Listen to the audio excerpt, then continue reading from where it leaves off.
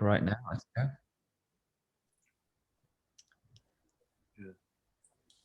Done. There we go. Right. Hello. Welcome to episode 422 of the Self-Help Podcast with me, Ed Lamb, and my good pal, Sean Offord. How you doing, Sean?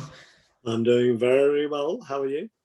I'm all right. Yeah, I'm okay. Yeah, not quite 100%. I've had me jab number 2. And I feel all right. Just like running at maybe 90%, 95%, which could be worse, couldn't it? Yeah. It could always be worse. Yeah. Well, when I had the second one, particularly, my arm hurt for about a week. It was kind of sore just there. Yeah, well, that's the main thing I've got actually, and I would just wonder whether that's because I was tossing and turning a bit last night and I couldn't get comfy, so I just wonder if I'm a bit lacking in sleep or who knows what. But nice little operation down at Clatbridge yesterday. So I managed to bring forward my second jab by a few weeks because I think they're obviously desperate for everyone to get as protected as possible. Right. Good setup down there and in and out in half an hour or so. That's good. That's good. Yeah. So we're talking about Cyberchondria today, which is kind of a bit of a fear of, which we'll come on to a bit, a fear isn't the right word, or a kind of a habit of looking too much into Google and online when you've got symptoms for and worrying that you've got something you might not, and the associated anxiety from that, aren't we? Yeah, and hypochondria is something that that people get a lot, and we all get it, don't we? And one of the jokes for me always was that women tell you this. They say, children get colds and men get the flu and women get on with it, is the thing. And it can be a bit like that in the workplace. No one ever has a cold. They've always got the flu. Can't come in today. I've got the flu. I'm feeling fluey. I can't come in. It's not like I've just got a cold. And I think that bit of us that does that is the bit that gets driven to Dr. Google to check our symptoms out. And it depends which site you land on as to what kind of understanding of your symptoms you're going to get. Yeah. Which can be quite dangerous sometimes. It can. Well, we'll talk all about it in a minute because it's quite fascinating stuff, really, and probably likely to get worse before it gets better. But we'll come on to that. So livingthepresent.co.uk for any new listeners. Take a look and do sign up to the email list for weekly alerts and some free meditation files, which might help you through any anxiety you might have about potential illnesses you may or may not have. But grab them if you can. How are you doing, John? How's life? Life is okay. Life is forever busy, and I suppose is unlikely to become unbusy for quite a while yet because of the issues that are going on around us. But we're at that point of opening up, and that is creating all kinds of things both ways with people I work. Yeah. So how's it working for you? Well, all right, really. I'm kind of umming and ahhing about where we are. Obviously, the kind of in the news and online, it's all the battle rages about whether it's the right or wrong thing to do. I guess if you look at the numbers, the data, there are a lot of infections going around, COVID that is, but I mean, people are dying from it. A small increase in deaths, I guess, which these are actual people that are dying, so it's not much fun for them and their families. But you've got to weigh that up against businesses that are kind of desperate to reopen and life that's people haven't seen. And there's also the issues that people are talking about, which is, well, if we were having the flu, it would be the same thing. Now, I don't know. But it's the whole thing from that point of view is quite interesting from a psychological point of view, watching it going on as an observer, and seeing the extremes. But I guess that it actually came about, me thinking about this from working with someone last week who I ended up giving them a copy of this book by Louise Hay, which is my resource, which I'll talk about a bit later on, but it's called You Can Heal Your Life. And one of the things that she's saying in a kind of a roundabout way, but she says a lot about what we were talking about when we were running the courses about, thoughts become things, the things you think about, you bring about. And the person that I was working with was the kind of person who could create a panic attack out of a twitch in their little toe. It was that kind of thing. And I think that we're kind of ripe for it at the moment. And I've been seeing it going on around me of people that they get a feeling and then they go online and do the Dr. Google bit, and then it doesn't help them. It actually increases their anxiety. Especially if they get into and what's the worst case scenario bit. And then they've got themselves dead and in a box, and they've actually got a splinter in their finger or something. I'm assuming some people are more prone to it than others. I mean, I had a funny little pain in my kind of abdomen-ish a few months ago, and it was there for a few days, and it like 3 or 4 days, but it wasn't that consistent, and it was just a funny little ache. But it got to the point where I was like, oh gosh, I've noticed that again. I might need to think about going to the doctors. But then I started to kind of worry about it more and focus on it more, and I was getting worried that I was creating the pain myself, like my thoughts were creating it. And then somehow managed to kind of break the cycle. And I mean, it might still be something that I should have checked out, but I haven't felt anything for months and months now. So, but I can see why, little aches or pains that you're not used to having can snowball into something that they're not. But obviously, I've also got a friend who's been diagnosed with a brain tumor recently. So it's important to get things checked out, isn't it, as well, and not just kind of British stiff upper lip and I'll be fine, I'll get on with it. Sometimes you've got I think pain is the body's way of telling us that there's something wrong. If you've got your hand in a flame and it starts burning, you take your hand out because it hurts. And pain is a message. The thing is that sometimes the message isn't coming from the site of the pain to the brain. It's being directed from the brain to the site of the pain. You know what I mean? It's more like we're manifesting it. The idea of psychosomatic symptoms it is a very real phrase, and people say it derogatory, but it's not. There are times when, because we are feeling emotionally down, that gets fed into the tissue of our bodies, so our bodies can feel a bit leaden and a bit kind of like, and someone says, hey, come on, let's go for a walk. And you're thinking, you must be joking. There's no way I could drag myself out for a walk. And I think that it's that bit, it's the relationship between the mind and the body that we don't really appreciate. And I think a lot of it, people develop psychosomatic symptoms when they get kind of wound up. And we've been in the classic position to be wound up. And people can't release it so much. You can't actually talk with other people about it.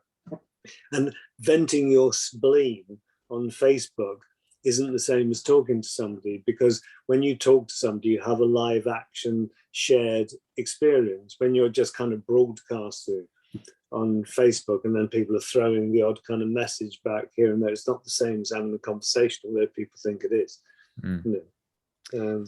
Yeah, I mean, there's a couple of people on my Facebook feed that have got quite deep into the COVID conspiracy stuff, and like spouting all sorts of like scientific journals and quite detailed analysis of stuff.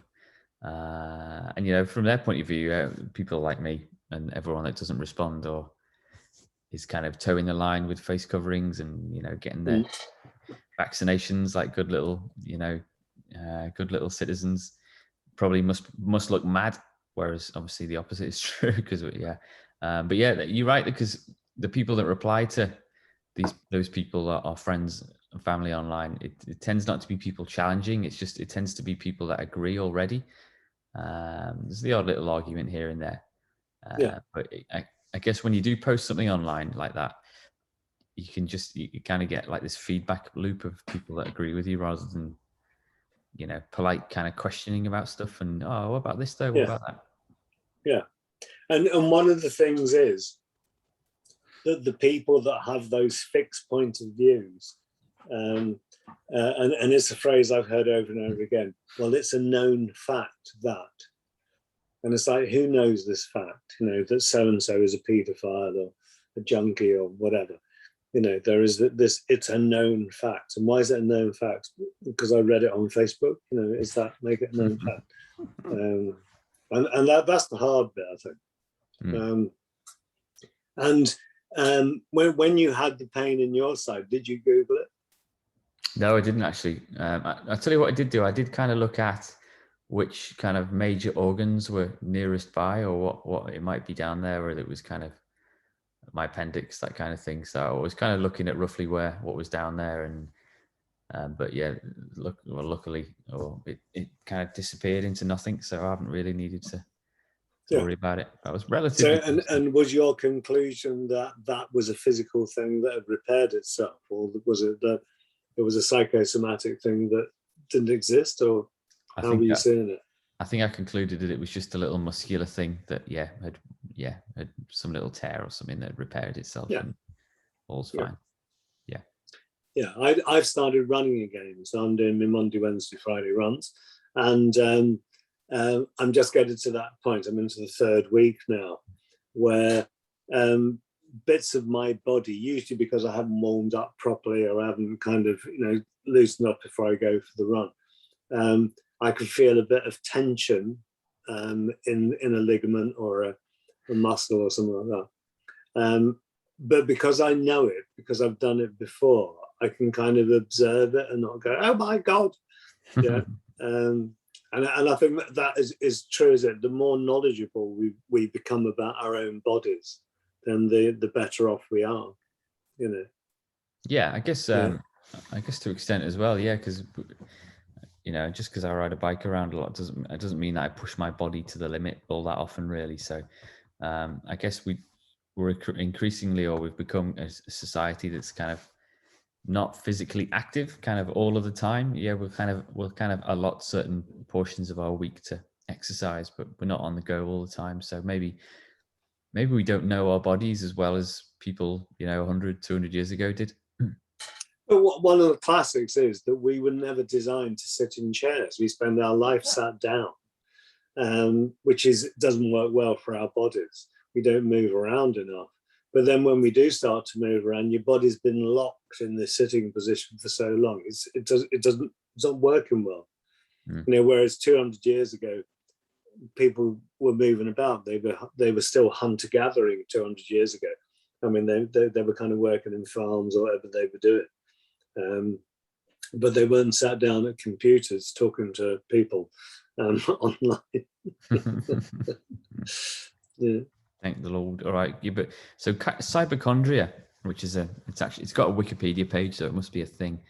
Yeah. And it's well, you've got a quote here saying it's fueling an epidemic of health anxiety, with 1 in 5 NHS appointments taken up by hypochondriacs and those with irrational fears. So that was written by Laura Donnelly in the Telegraph. So was that the original article where Cyberchondria was kind of? I believe so. Yeah. One of the things. I mean, when I was training, which is a few years ago, they were talking then about over 60% of people that went to the GP were actually suffering from an anxiety-related issue, which was either it was the anxiety that was the problem, or the anxiety was exacerbating the problem. Yeah, and it's certainly true. And I think this is a really profound thing, is that if you go to pre-industrial communities that do still exist, agricultural and hunter-gatherer type communities, they don't have mental health problems. I mean, they'll have the occasional thing, and they've got a shaman in there that mix you up some bongo juice or something to ease the pain. You twisted your wishbone or something. And so, I mean, they do get sorted, but they don't have the kind of problems that we have. They don't have this continual, am I good enough? Can I make it? Yeah, depression, that kind of thing. Yeah. Yeah. have I got enough? Mm. You know, how do other people see me? And the kind of stuff when we're online and we can actually see ourselves online. And there are many people that have said to me, no, sorry, I can't see you online. Why is that? Because I'll have to look at myself. You know, they can't cope with seeing themselves. I mean, I'm in a little thing in the corner. Hey, yeah, you're right. And it's like, if you can cope with how you look and who you are, then it's fine. But if you're looking at yourself going, oh my God, look at the state of you. Maybe I need a bit of Botox there, and that can just get rid of those wrinkles, you know. Yeah, well, you can switch on the Zoom face flattening feature, which I think I've got on at the moment, so it gets rid of all my freckles. I think that's lovely. That so, yeah. Can I do that? Can I background somewhere? Yeah, you can. For those watching on YouTube, you can switch on in Zoom. Yeah, in Zoom settings, I think somewhere there's a face smoothing app, or not app, setting. I'll have to check that out. So I guess the fact that it even exists, and I think it's on by like default actually, is weird. I think do you mean that you don't actually look like that? Yeah. That over this period of lockdown, I've been looking at you and thinking, well, he's looking young, and you're actually old and haggard, but you're. I think a lot of cameras, mobile phone cameras now, the selfie camera, does kind of apply a filter to selfies as well by default too. So bizarre. Weird how technology is shaping us, really. But yeah, you talk in the blog a bit about expectation, about how people, we all kind of expect to live a certain kind of life, and we expect to live for a certain number of years, don't we? You know, assuming you don't get, fall off a cliff or something, or, we should all be getting 80, 90 years, all being well. Yeah. So when little things start to go wrong, or you get a little sensation when you're late 30s, like me, late 30s, it's like, hang on a minute, this isn't supposed to be happening. I'm supposed to be living, till I'm 90, with absolutely no problems at all. But it's interesting, isn't it? Because when people are older, and I suppose we are talking 40s up, I suppose, middle-aged up, 40s, 50s, where you've got someone who is experiencing pain. And there are the people that say, they go to the doctor and they say, no, you need to get rid of this pain now. And there are the other people who say, well, no, pain's a part of growing old, isn't it? So, you're bound to have more pain as you get older. And that's a fascinating way of looking at it. And it's like, which one is for real? Is it that we're all going to experience these levels of pain and have to take medication as we get older? Or is it that if we look after ourselves and keep ourselves mobile, that it's not like that? There was a guy who I haven't seen for this year, which might be the lockdown year, but he was a guy that was in his 80s. I think he was nearer to 90 than 80, but he was still going out. You see him jogging around in a pair of shorts and a running top, and he was still obviously not as agile as he probably was once, but I'd still see him moving around. And one of the things for me is that if we spend our life sat down, we have to move our bodies. If you don't move your body, I mean, you get on your bike, I do a bit of bike, a bit of run, go for a walk, whatever. But it's like keeping your body moving. Mm-hmm. And maybe when you stop keeping your body moving is when the problems begin. And that could happen at any age. I mean, the amount of young kids that I see these days that are carrying too much weight. And I think that's probably because they're not going outside and playing. They're inside and doing the thumb exercise on their device rather than actually moving their bodies and doing stuff. And I think that all feeds into the same thing, because if kids are growing up and they are cyber attached because they're on devices, and then it's like, where do you find your source of information?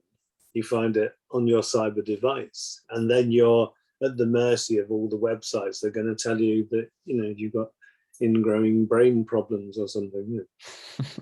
Is it? All Crazy. other things. So yeah, I mean, for people that might be thinking right now, or might be struggling with certain anxieties around conditions which may or may not have been diagnosed, how do you kind of break that cycle then of kind of worrying about it and then reading up about it without getting professional help, and then getting more anxious about it? Yeah, what's the trick? I think that the thing for me is that if you are genuinely concerned that you have something wrong, if you go and get something done about it or get someone to check it, then you can kind of put that anxiety to bed.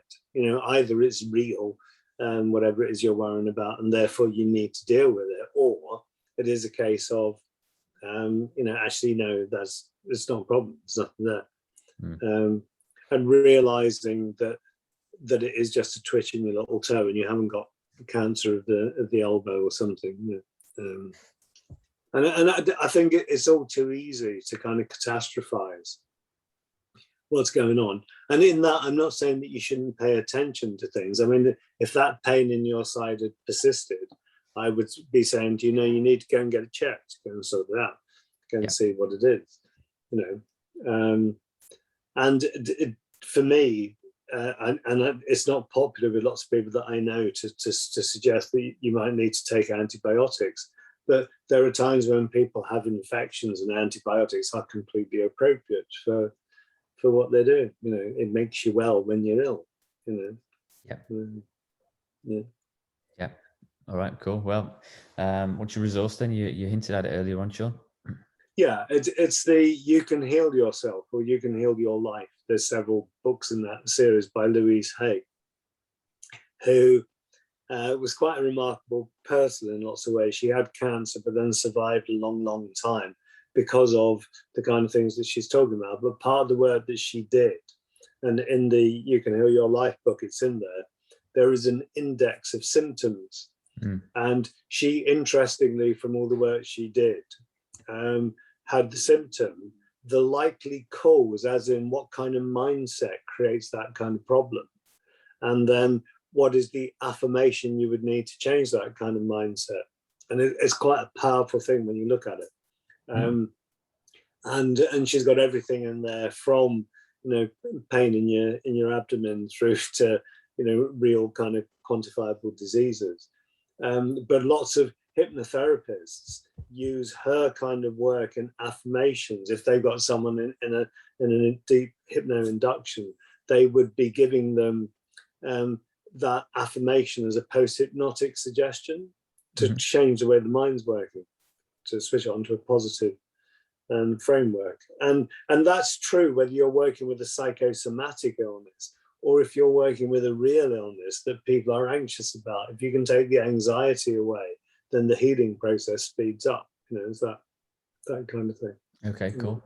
All right, well, we'll link to that in the show notes. I'm just going to recommend people go for a walk. I know usually I'm like Mr. Exercise and about biking, but I've realized really that like cycling for me is more about speed in terms of getting somewhere quickly without having to kind of leave a trail of destruction and pollution behind me. So I've been trying to just walk recently, including this morning when it was absolutely lashing it down on the way to school.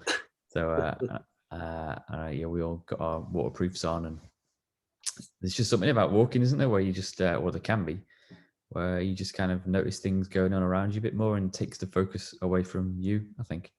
Yeah, there is also something about walking or running, those kind of leg exercises, could be cricket, could be dancing, whatever, where the bone loading increases the bone density in your body. And what happens as you get older is bone density reduces. And one of the bits of evidence is that if people cycle too much and don't walk or run, they don't bone load, then they can get very brittle bones. Wow. Okay. And can end up, you know, you come off your bike when you're in your 60s and you break things where you would have bounced when you were younger because the bones aren't strong. So there is a balance where you need to be able to bone load as well. Bone load. Okay. Yeah. I love a bit of bone loading. Yeah. And doing the walk stuff is it, because it's the thing about when we're sat down in a chair, we're not bone loading. All we're doing is compressing the organs. Because if you think of a dog or anything with 4 legs, the organs are laid out in a line hanging down from the spine. As soon as you stand upright, they all fall down in a pile. Yeah, and so the pressure's on the bottom, which is why people do get things like piles and abdominal. It's the pressure of the organs down. Yeah. Whereas when you're moving around, if you were hunter-gathering, you'd be in different positions, you'd be relieving your body. Whereas if you're sat in a chair, the weight is all down onto your abdomen. You know, not good. Not good, no, yeah. Well, do your research, yeah, but always consult with a medical professional if needed, hey? Yeah, and at the moment, we've got a bit of a problem because people are having to be triaged through GPs to get to see anybody. Doesn't mean that we shouldn't do it. Yeah, over the years, I've had too many cases of people that didn't do something about something and then regretted it later. Yeah, you know what I mean. It's worth checking stuff out, but checking out in the right place. That's the thing, you know. And the internet isn't always the best place to check stuff out. No, agreed. Cool. All right, Sean, thanks for your time. liveinthepresent.co.uk for all the show notes and links and all previous episodes. And we'll be back next week for more. You take it easy, Sean? You take care. Keep smiling. Might even see you on your bike next week. You know? Yeah, fingers crossed, man. I'll come round. All right. Okay. You take care. See you later. See you. Bye. Bye.